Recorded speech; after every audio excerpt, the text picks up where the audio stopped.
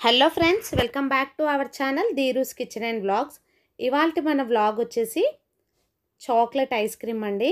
ఇక్కడ ఎలాంటి whipping cream కానీ కండెన్స్డ్ మిల్క్ కానీ వాడకుండా చాలా సింపుల్గా ఇంట్లో ఉన్న ఇంగ్రీడియంట్స్ తోటే ఒక 2-3 ఐటమ్స్ తోటే మీకు ఇక్కడ చాలా పర్ఫెక్ట్గా చాక్లెట్ ఐస్ క్రీమ్ని అయితే చూపించేస్తాను, చూసేయండి.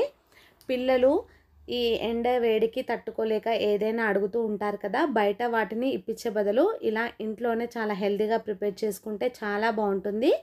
అలాగే మనకు కాస్ట్ కూడా చాలా తక్కువగా పడుతుంది. బయట తీసుకుంటే మనకు ఒక్కో ఐస్ క్రీమ్ వచ్చేసి 50+ ఉంటుంది.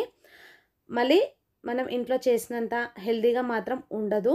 ఇలా ఒకసారి ట్రై చేయండి. ఇక్కడ నేను 2 గ్లాస్ ఆఫ్ మిల్క్ని తీసుకున్నాను. ఇక్కడ ఫుల్ ఫ్యాట్ మిల్క్ని అయితే తీసుకున్నాను.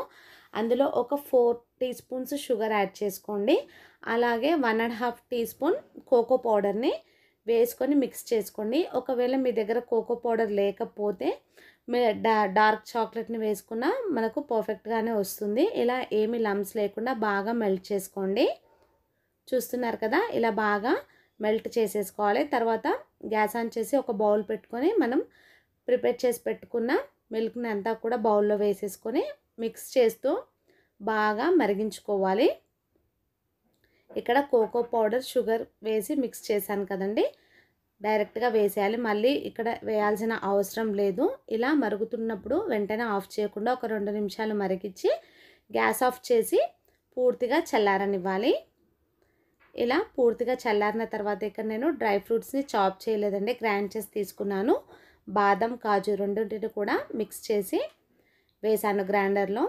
ఇక్కడ మనం డ్రై ఫ్రూట్స్ వేయడం వల్ల చాలా హెల్త్ బెనిఫిట్స్ కూడా ఉంటాయి కాబట్టి పిల్లలు చాప్ చేసే కొంతమంది ఇష్టపడరు. ఇలా మనం గ్రైండ్ చేసి మెత్తగా వేసేస్తే వాళ్ళకు అందులో ఉంది కూడా అర్థం అవ్వదు, తినేస్తారు. టేస్ట్ కూడా బాగుంటుంది. ఇలా మిక్స్ చేసి మీరు ఏదైనా బౌల్లో కానీ ఎయిర్టైట్ బాక్స్లో కానీ లేదా ఐస్ క్రీమ్ మౌల్డ్స్లో కానీ మీ ఇష్టం అండి, మీకు ఏది అవైలబిలిటీగా ఉంటే అందులోకి యాడ్ చేసుకోండి. ఇక్కడ నేనైతే ఒక ఎయిర్టైట్ బాక్స్లో వేసాను. అలాగే కొద్దిగా మిగిలితే ఒక టీ గ్లాస్లోకి వేసుకొని ఫాయిల్ కవర్తో క్లోజ్ చేసేసాను. ఇప్పుడు దీన్ని పూర్తిగా 8 to 10 అవర్స్ ఫ్రీజ్ చేసుకోవాలి. ఒక 8 to 10 అవర్స్ ఫ్రీజ్ చేసుకున్న తర్వాత మీకు తీసి చూపెడతాను, చూసేయండి. చాలా పర్ఫెక్ట్గా నాకు ఐస్ క్రీమ్ అనేది రెడీ అయిపోయింది. ఇప్పుడు అలాగే గ్లాస్లో కూడా తీసుకున్నాం కదా, అది కూడా చూసేయండి.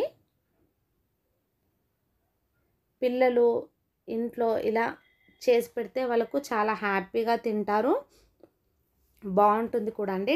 ఖచ్చితంగా ట్రై చేయండి. కొద్దిగా వాటర్లో డిప్ చేస్తే మనకు ఈజీగా రిమూవ్ అయిపోతుంది. చూసేయండి, ఒక 10 సెకండ్స్ ఉంచి తీసేస్తే చాలండి. చాలా పర్ఫెక్ట్గా మనకు ఐస్ క్రీమ్ అనేది ఇంట్లోనే ఎంతో హెల్తీగా రెడీ అయిపోయింది. చూసారు కదా, ఇలా పిల్లలకు చేసి పెడితే వాళ్ళు హ్యాపీ, ఇంట్లో తింటే మనము హ్యాపీ. ఈ రెసిపీ మీకు నచ్చితే ఖచ్చితంగా ట్రై చేయండి. ఇక్కడ నేను బాక్స్లో పెట్టింది మా పిల్లలు అయితే కట్ చేసి ఇమ్మన్నారు, అందు గురించి నేను ఇక్కడ కట్ చేసి చూపెడుతున్నాను. చూడండి, నాకైతే చాలా పర్ఫెక్ట్గా కుదిరింది. టేస్ట్ కూడా చాలా బాగుంది. చూడండి, ఇంత పర్ఫెక్ట్ ఐస్ క్రీమ్ని మనం ఇంట్లో ఉన్న ఇంగ్రీడియంట్స్తోనే ఇంత హెల్తీగా చేసేసాక బయట నుంచి కొనాల్సిన పని మనకైతే లేదు కదండి. ఈ రెసిపీ మీకు నచ్చితే లైక్ చేసి షేర్ చేయండి. అలాగే మీరు కూడా మీ ఇంట్లో ట్రై చేసి ఎలా కుదిరిందో కామెంట్ మాత్రం ఖచ్చితంగా చేయండి. మరొక రెసిపీతో మీ ముందుంటాను. Thank you for watching.